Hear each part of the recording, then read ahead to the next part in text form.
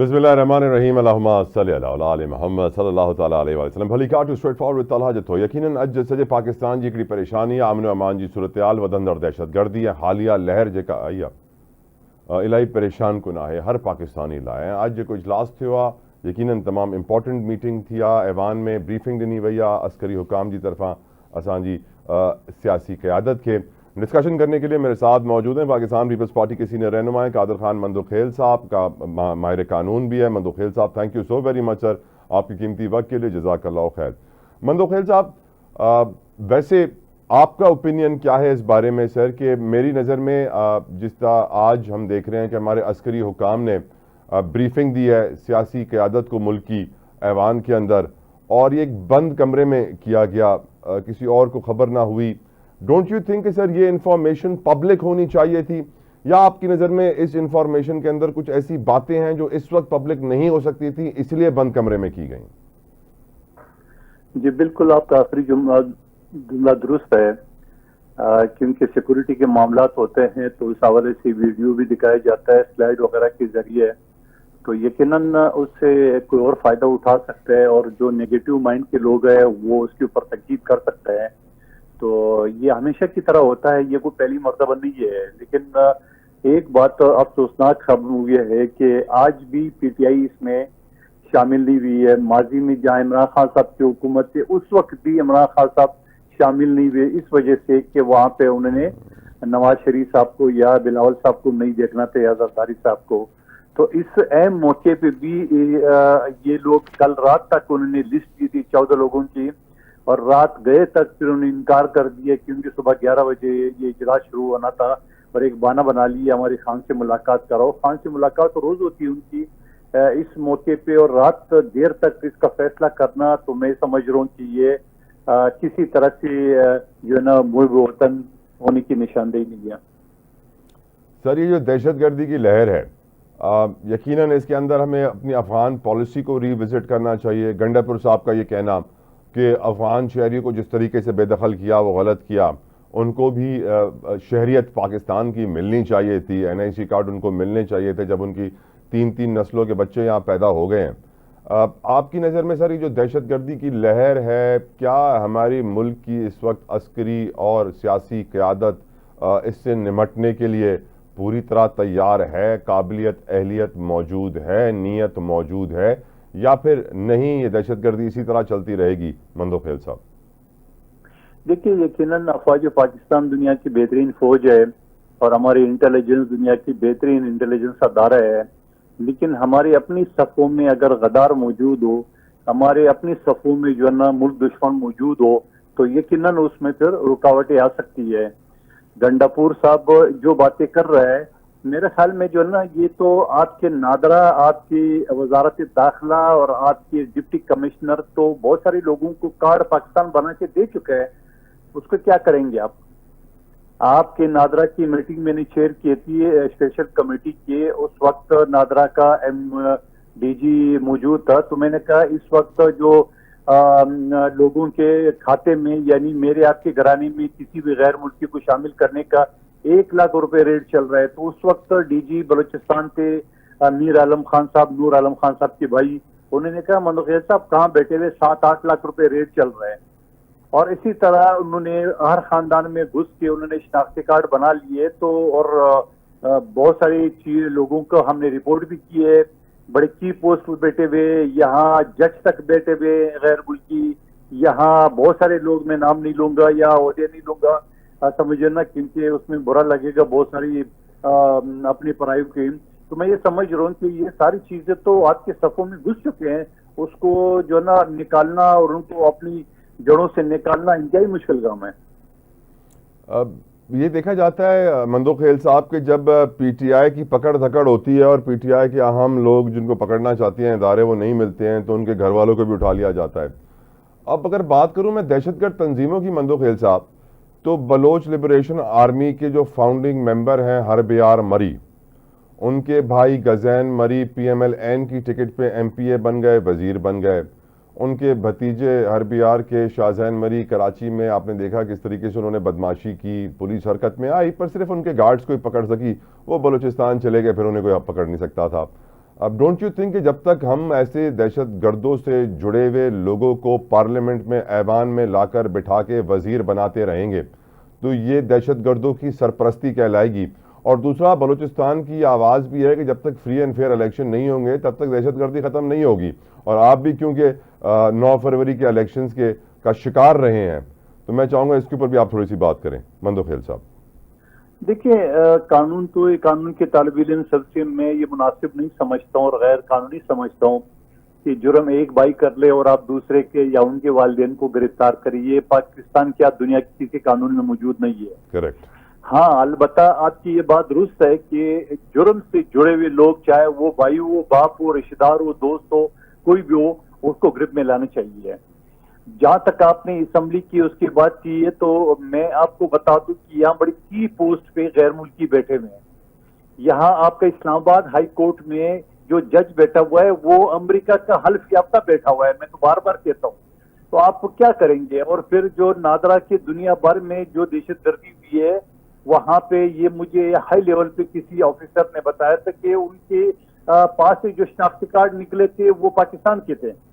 तो आप मुझे बताओ, जब आपके इदारे इस तरह करें, मैंने कौमी असम्बली में बिल पेश किया था कि जो डोमिसाइल जो ना हमारे डिप्टी कमिश्नर के दफातर बनाते हैं 50,000 60,000 गैर मुस्लिम के, और जो पाकिस्तानी गरीब है उनको नहीं बना के देते हैं, तो ये यकसा होना चाहिए। आपका शनाख्ती कार्ड आपका डोमिसाइल होना चाहिए, क्योंकि जब आपका डोमिसाइल शनाख्ती कार्ड और डोमिसाइल एक होगा तो आप किसी और सूबे और जिले का डोमिसाइल नहीं बना सकते हो। तो उसकी मुखालफत की गई है, जबकि स्टैंडिंग कमेटी से पास हुई थी उसमें। तो मैं ये समझ रहा हूँ कि अगर हमने इन चीजों को नहीं देखना है, हमने रिश्वतखोरों को रास्ता देना है, उनके लिए मुआवजे पैदा करना है, तो फिर क्या हमारे यहाँ जज भी बनेगा, हमारे यहाँ पार्लियामेंट का मेंबर भी बनेगा गैर मुल्की, हमारे यहाँ वकील भी बनेगा, हमारे यहाँ कोई भी पेशा उसमें वो बन सकेगा, क्योंकि आपकी अदारों के अंदर चोर बैठे हुए जो उनको जाली कागज और जाली शनाख्ती कार्ड और डोमिसाइल बना के देते हैं। मंदोखेल साहब, आपकी नजर में अफगान पॉलिसी में क्या खामियां हैं? सबसे बड़ी खामी ये कि आप जो अदारे हैं, जैसे आपकी वजारत दाखिला, आपका नादरा, आपके डिप्टी कमिश्नर, आप अफगानी आप ढूंढ के आएंगे, आप बांग्लादेशी काम ढूंढ पाएंगे, आप ये करेंगे। मैं ये नहीं कहूंगा अफगानी जितनी भी पश्तून उसको अफगानी कहते हैं, मगर अफगानिस्तानी और अफगानी में फर्क है, बांग्लादेशी और बंगाली में फर्क है। तो इनको फर्क हमें देखना पड़ेगा। और हमारे जो ये अदारे हैं वो खुद जाली कागजात डोमिसाइल शनाख्ती कार्ड बना के देते हैं, तो आप उसको कहाँ ढूंढ सकेंगे? जिनकी शिकलें भी लोगों से मिलती है, उनकी लिबास मिलती है, उनका लिबास जबान भी मिलते हैं, तो आप कहाँ ढूंढेंगे? क्योंकि उनके पास तो आपसे ज्यादा डॉक्यूमेंट्स है पाकिस्तान की शरीयत का। ये अच्छी खबर आई है सर कि तूरखम बॉर्डर जो है वो 32 दिनों के बाद खुल गया है, मुज़ाकरात कामयाब हुए हैं। लेकिन साथ ही साथ मंदोखेल साहब, ये अफवाहें भी सरगर्म हैं, गर्दिश कर रही हैं कि पाकिस्तान की फोर्सेस दहशत गर्दों का कलाकमा करने के लिए अफगानिस्तान में भी कार्रवाई कर सकती हैं। डू यू थिंक कि हम अगर इस तरह की कार्रवाई करने का सोचते हैं और करते हैं तो इससे हमारे ताल्लुकात मजीद ख़राब भी हो सकते हैं और सिचुएशन भी मजीद सीरियस हो सकती है? सर देखिए, इससे पहले भी पाकिस्तान कार्रवाई कर चुका है, ईरान के अंदर भी कर चुका है, अफगानिस्तान के अंदर भी कर चुका है। यकीनन जहां दहशतगर्द हो वहां पाकिस्तान, जब अमेरिका पूरी दुनिया में कर सकते हैं, जहां तक हमारी रसाई हो हम क्यों नहीं कर सकते? अगर हमारे पड़ोस मुल्क में हमारा दुश्मन कलभूषण यादव टाइप के लोगों को अगर आप पाल रहे हो और उसको आप सपोर्ट कर रहे हो, तो हमें तो बॉर्डर क्रॉस करना पड़ेगा। इस वजह से कि जब वो हमारे मुल्क के अंदर ये सारी दहशतगर्दी कर रहे हैं तो हम क्यों नहीं कर सकते हैं? तो मैं इसको मुदाखलत नहीं समझता हूँ, बल्कि अपना हक समझता हूँ कि हमारा हक है कि हम दुश्मन को उनके घर के अंदर मार दें। सोशल मीडिया पर एक तूफान बदतमीजी मंदोखेल साहब, खासतौर पे पाक फौज के सिपा सालार के खिलाफ, और यकीनन मेरी नज़र में तो अगर आप एक सरबराह की करेक्टर असैसिनेशन करेंगे तो उससे इदारा कमज़ोर नहीं होगा, मेरी नज़र में वो और ताकतवर होगा। लेकिन ये जो तूफान बदतमीजी इस वक्त सोशल मीडिया पे है सर हमारे सिपा सालार के खिलाफ, इसके ऊपर आप क्या कहेंगे?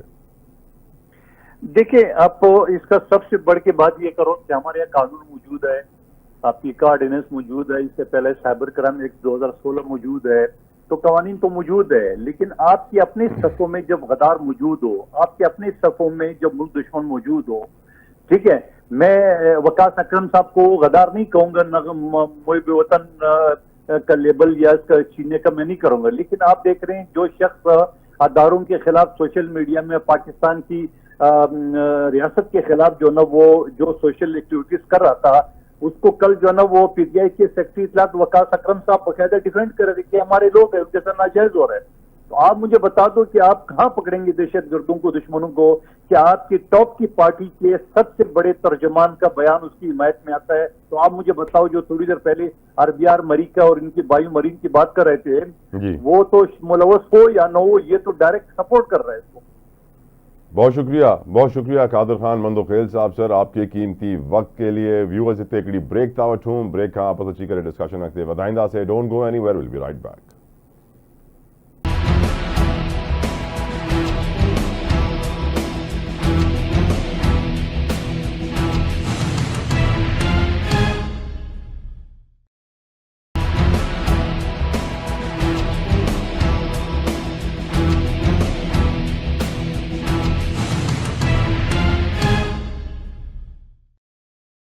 वेलकम बैक व्यूअर्स, गुफ्तगू को आगे बढ़ाएंगे। मेरे साथ इस वक्त मौजूद है पाकिस्तान तहरीक इंसाफ के सीनियर रहनुमा शौकत यूसुफजई साहब। यूसुफजई साहब, thank you so very much sir, आपके कीमती वक्त के लिए जज़ाकल्लाह खैर। यूसुफजई साहब, कौमी सलामती इजलास का बॉयकॉट करना क्योंकि इमरान खान से आपकी मुलाकात नहीं करवाई जा रही, क्या आपकी नज़र में यह फैसला दुरुस्त था या नहीं? देखिए, ये तो इसकी इम्पोर्टेंस को देखें कि ये जो बुलाया जा रहा है इजलास, इसका तो मकसद यही है ना कि कंसेंसस हो जाए और जितनी भी लीडरशिप है, जितने भी पॉलिटिकल पार्टीज है, वो एक पेज पर आ जाए।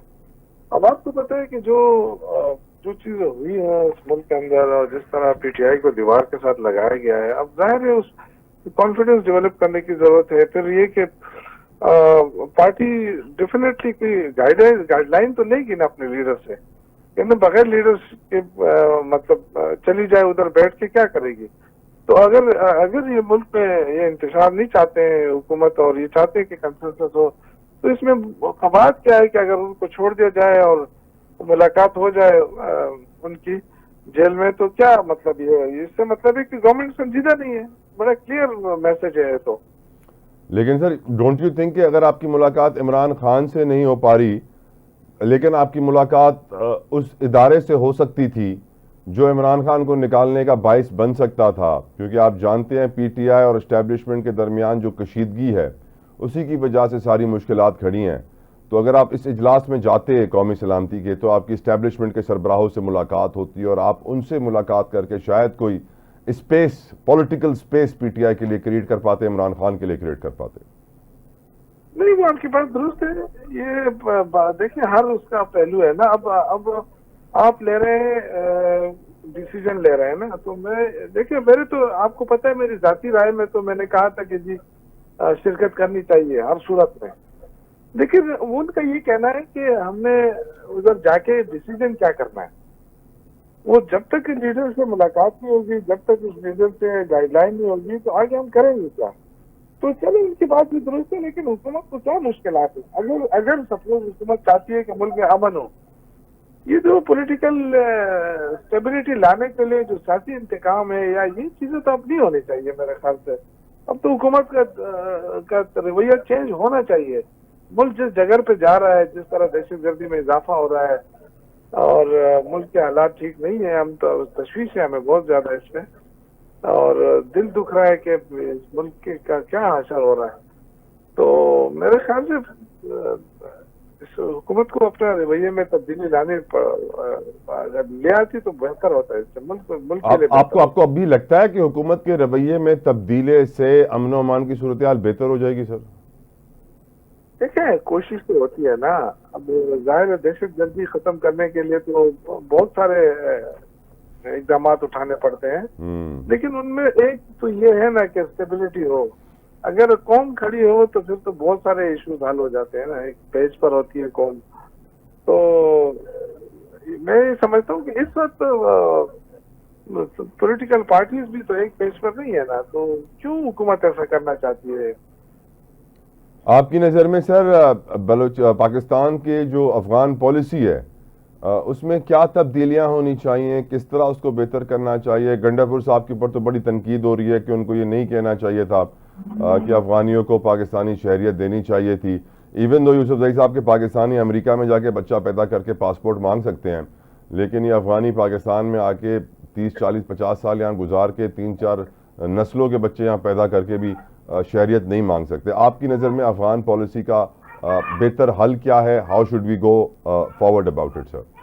देखिए, पहले बात तो ये कि अफगान पॉलिसी तो है ही नहीं। हमारी क्या पॉलिसी है, हमें तो अभी तक पता ही नहीं चला है। शायद हमारी अफगान पॉलिसी है इग्नोरेंस इज ब्लिस। कहते हैं अफगानियों को निकालो, बस हमारी पॉलिसी है इग्नोरेंस इज ब्लिस। वो अदल बदल रहता है, उसके बाद फिर खामोशी। और कोई मुझे तो नहीं लग रहा है कि अफगान पार्टी, इन्होंने कैटेगरीज बनाई है, 2-3 कैटेगरीज बनाई थी इन्होंने, लेकिन उसमें क्या अमल दरामद हुआ? और ये तो ऐसे लगता है जैसे मुल्क नापुरसान है। हम तो देखें, जितने भी गैर मुल्की हैं जो गलत विदाउट डॉक्यूमेंट रह रहे हैं या गैर कानूनी रह रहे हैं, बिल्कुल इनको निकालें, लेकिन कोई पॉलिसी तो देना। आप सारे लोग रहते हैं खैबर पख्तूनख्वा में या बलूचिस्तान में, वहाँ पे हालात कितने खराब है, आप एकदम ऐलान करते हैं कि जी इनको निकालें और 30 तारीख तक ये फारिग हो जाए। इनके देखें, जिस तरह आपने कहा कि ये सिर्फ एक लोग नहीं आए हैं, ये इनके अब बच्चे हो गए हैं, शादियां हो गई हैं, जायदादें हो गई हैं। अब जाहिर है, अगर आपने कोई पॉलिसी बनाई है कि इनको वापस भेजना है, तो मेरा ख्याल से उसके लिए कोई तरीकाकार बनाए आप, और वो एक लॉन्ग टर्म वो उसके लिए टाइम लाइन दिया जाए कि इस टाइम तक ये लोग जाए, इस टाइम तक ये लोग जाए, तो कोई रास्ता बन जाएगा। लेकिन अगर आप सिर्फ कोई हालात ऐसे बन जाए और आप एकदम कहें कि जी यही हाल है, इनको निकालें, तो इससे मुश्किलात बढ़ती है सूबे के लिए। 18वीं तरमीम के बाद सूबा रिस्पॉन्सिबल है, तो सूबे से साथ मशवरा के बगैर आप इतना बड़ा डिसीजन लेते हैं तो प्रॉब्लम तो होगी। अब तनकीद अपनी जगह, लेकिन सूबे के मुश्किलात को हम देखें तो जाहिर है फिर यही फैसले होते हैं। वैसे यूसुफ जई साहब, इस वक्त केपीके की मुश्किलात कितनी ज़्यादा हैं? कुर्रम का मसला हल नहीं हो रहा, हम ये भी जानते हैं। आज ही मैंने खबर पढ़ी कि बड़ी तादाद में वज़ीरिस्तान के पास तेल और गैस के ज़खायर दरियाफ्त हुए हैं, मादनियात से मालामाल है ये सूबा, पर ये जो लॉ एंड ऑर्डर की सिचुएशन है, आपकी नज़र में ये इस वक्त केपीके की तरक्की को कितना मुतासर कर रही है सर? सर जी देखें, तरक्की तो वहाँ होती है जहाँ पे अमन होता है। अब बदकिस्मती से आज की बात तो नहीं है, नहीं तो 25-30 साल हो गए कि खैबर पख्तूनख्वा को दहशतगर्दी का शिकार है खैबर पख्तूनख्वा, और फ्रंट लाइन सूबा है और यहाँ जंगें हो रही हैं, तो काफी अरसे से ऑपरेशन हो रहा है, तो एक मुश्किल सूरत हाल में हुकूमत करनी होती है। इसमें जब तक तमाम स्टेक होल्डर जो है वो एक पेज पर नहीं होंगे और उन मुश्किलात को हल करने के लिए एक साथ नहीं होंगे, तो एक हुकूमत के लिए, सूबाई हुकूमत के लिए तो बड़ा चैलेंज होता है, बड़ा मुश्किल होता है। ये तो जब तक वफाक की हुकूमत बैठ के, क्योंकि इसमें जो सबसे बड़ी इंपॉर्टेंट चीज है वो है क्रॉस बॉर्डर टेररिज्म। अब क्रॉस बॉर्डर टेररिज्म सुबह नहीं रोक सकता, न सुबह की इतनी कैपेबिलिटी होती है, लेकिन वफाक की जो खामोशी है वो इंतहाई अफसोसनाक है। ये अब कोई देखे ना, एपीएस का वाकया नहीं हुआ था तो कोई नेक्टा भी नहीं था और न कोई वो था नेशनल एक्शन प्लान था। जब एपीएस हुआ तो ये सारे बने, और फिर उसके बाद जब वो उस पर जब मिट्टी पड़ी तो फिर उसके बाद खामोशी का। यानी आप देखें ना कि क्या इनकी पॉलिसी है, क्या काबुल के साथ आप एंगेजमेंट नहीं रख रहे हैं। आपका वजीर खारजा फुल टाइम नहीं है, वो डिप्टी प्राइम मिनिस्टर भी है, और वो कितनी दफा काबुल गया है और कितनी दफा एंगेज किया है उन्होंने अफगान गवर्नमेंट। वो तो सर काकड़ साहब, आपको याद है निगरान हुकूमत, जो तारीख साज निगरान हुकूमत थी, पूरी दुनिया में काकड़ साहब घूमे, अफगानिस्तान नहीं गए, पश्तो आती थी शायद इसलिए।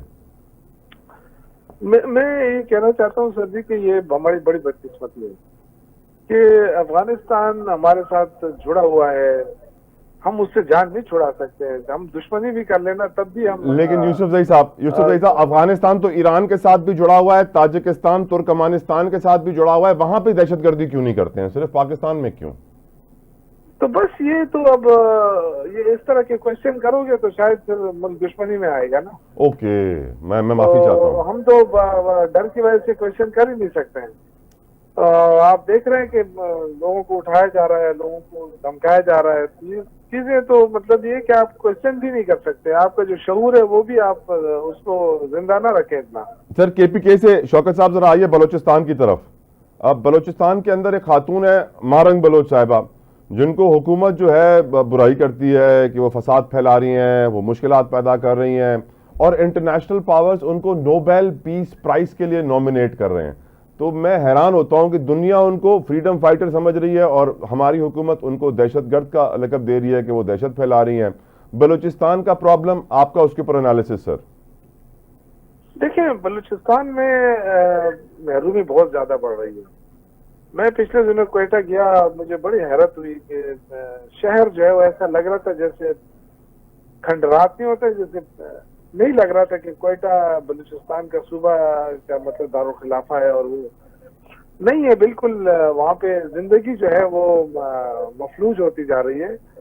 और हम इतना बड़ा प्रोजेक्ट वहाँ लेकर गए हैं, गवादर प्रोजेक्ट, लेकिन जिस तरह वहाँ अमन की जरूरत है उस तरह अमन वहाँ पे हम नहीं ला सके, वहाँ उनकी महरूमियाँ खत्म नहीं कर सके, उनको हम नुमाइंदगी नहीं दे सकते, उनके आवाम की कोई नुमाइंदगी नहीं। लेकिन मुझे बात बताइएगा शौकत भाई प्लीज, जब काकड़ साहब को वजीर आजम बनाया था निगरान, तो कहा था बलूचिस्तान की एहसास महरूमी दूर हो जाएगी।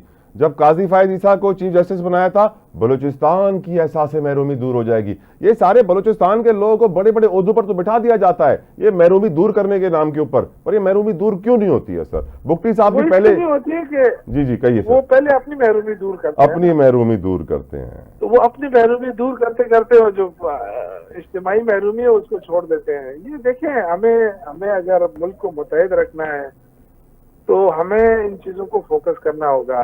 कोई अगर ये समझता है कि मैं लाहौर में बैठा हूँ, मुझे परवाह नहीं है, तो ये आग जो है ना ये फैल सकती है सारे पाकिस्तान में। तो इसके लिए हमें जरूरी है कि हमें बलूचिस्तान को फोकस करें, हम केपी को फोकस करें, जहां जहां ये आग लगी उसको बुझाएं। ये वो क्या कहते थे ना कि किस जमाने में वो कहते हैं दिल्ली हनोज दूरस जी, तो वो नहीं, वो दौर चला गया है सर। एक आग तरह अखड़ा पड़ा हुआ है अफगानिस्तान के अंदर, अमेरिका छोड़ के गया है जी सर, और फिर ये लोग ऑलरेडी जंगजू भी हैं। तो अगर खुदा ना खास्ता ये असला इस्तेमाल होना शुरू हो गया, जो कि हो रहा है मेरे ख्याल से, तो ये तो मुश्किलात इससे बढ़ेंगी हमारे लिए। इसलिए कौम को एक पेज पे आना होगा, अपनी फोर्सेस के साथ खड़ा होना पड़ेगा, जो भी मुश्किलात है उसके कोई हल निकालना पड़ेगा। और हल ताकत से है या डायलॉग से है? मैं तो नहीं समझता कि ताकत से कोई मसले हल होंगे, क्योंकि ऑपरेशन हमने ऑपरेशन बंद कर दिया है। तो ऑपरेशन तो शुरू है काफी अर्से से, लेकिन जहां खामी मुझे लग रही है वो हुकूमत की तरफ से लग रही है, और कंसेंसस नहीं हो रहा है, पॉलिटिकल कंसेंसस नहीं है। सबसे बड़ा जो मुझे लग रहा है कि डायलॉग की कमी है और मुशावरत की कमी है। अब हम ये नहीं कर सकते हैं कि अपने मुल्क को बचाने के लिए एक पार्टी को इजाजत है वो अपने लीडर से मिलकर बात कर ले। अब ये अंदाजा आप करें, इतना ईगो, इतना तकब्बुर, इतना, तो इसने तो पाकिस्तान को 2 लाख किया था इस तरह के तकब्बुर ने पहले भी। सर इस वक्त आपके ऊपर एक और इल्जाम है कि आपकी जमात ने सोशल मीडिया पर एक आग लगाई हुई है आर्मी चीफ के खिलाफ।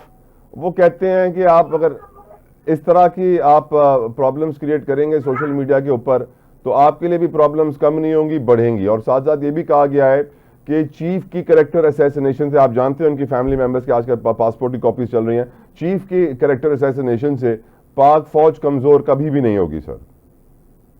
नहीं, फौज एक इदारा है, वो उस पर कोई असर नहीं पड़ता है। लेकिन ये कि मुझे नहीं, मैंने कभी देखा भी नहीं है ना, मैं सोशल मीडिया देखता हूँ, मैं बिल्कुल इन चीजों से दूर हूँ। और जरूरी नहीं है कि ये कोई पीटीआई वाले हो सकते हैं। ये देखें आजकल तो जाली बनाना आईडी कोई मुश्किल काम नहीं है, और इसके सारे बेनिफिशियरी इस वक्त तो पीएमएलएन है ना। बेनिफिट किसको जा रहा है? पीएमएलएन को जा रहा है। वो चाहती है कि फौज और पीटीआई के दरमियान लड़ाई जारी रहे, ये उनको सूट करता है। तो मुझे जाहिर है इसकी इन्वेस्टिगेशन होनी चाहिए। वैसे जान तराशी नहीं होनी चाहिए कि सर सब कुछ पीटीआई के सर पे डालो, कि चाहे कुछ भी हो, दहशतगर्दी हो वो भी डालो, जाफर एक्सप्रेस पे हमला हो भी पीटीआई पे डालो। ये इससे मैं नहीं समझता कि मसाइल हल होंगे। हमें एक ब्रॉड बेस्ड कंसेंसस डेवलप करना है, इदारों का एहतराम करना है, हमें इदारों के साथ चलना है। लेकिन ये सब मिलकर, ऐसा नहीं हो सकता है कि एक तरफ दीवार से लगाए पार्टी को, ये एक्सपेक्ट करें कि जी मामलात अच्छे हो जाएंगे तो ये पाकिस्तान के खातिर, अगर अपने लिए नहीं तो मुल्क के खातिर हमें ये मसाइल देखने होंगे, और जितना इस आग को हम कम कर सके कम करेंगे। जाती जो चीजें जो है ये तो अलग बात है, मैं तो कभी भी सोशल मीडिया की इस चीज को अच्छा नहीं समझता, किसी के बारे में कोई गलत बयानी दे या कोई इस तरह के गैर जरूरी इल्जामात हो, मैं इस चीज का कभी कायल नहीं रहा हूँ, ना इसको पसंद करता हूँ।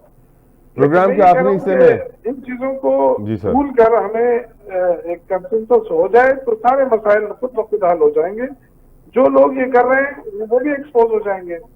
बिल्कुल ठीक। प्रोग्राम के आखिरी हिस्से में सर मैं पीटीआई को डिस्कस करना चाहता हूं। ईद के बाद तहरीक चलाने का ऐलान मौजूद है, मौलाना फजलुर रहमान को मनाने की कोशिशें अभी भी की जा रही हैं। आपकी नज़र में ईद के बाद पीटीआई क्या पावर शो कर पाएगी या नहीं सर, मौजूदा हालात को मद्देनजर रखते हुए? देखिए, तहरीक इंसाफ एक बड़ी जमात है और मुश्किलात सिर्फ ये हम देख रहे हैं कि इस वक्त जो दहशतगर्दी हो रही है ये मुल्क के लिए ठीक नहीं है। लेकिन तहरीक इंसाफ अगर एहतजाज करेगी तो वो भी इसीलिए करेगी कि ये चीजें हुकूमत संजीदा ले।